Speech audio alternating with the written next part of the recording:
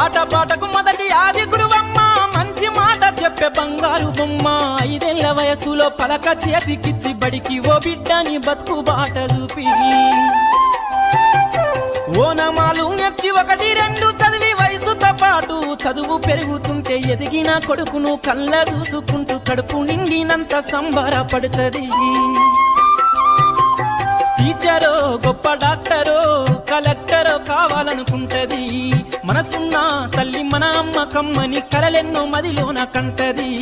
జన్మనిచ్చిన అమ్మ రాజ్యమమ్మ కాదు జగమంత జన్మంత కొలిచేటి దైవము అమ్మా. కమ్మనైన అమ్మ పాట వింటే ఎంత మధురమో మనసుకు కాదు మరువతరము.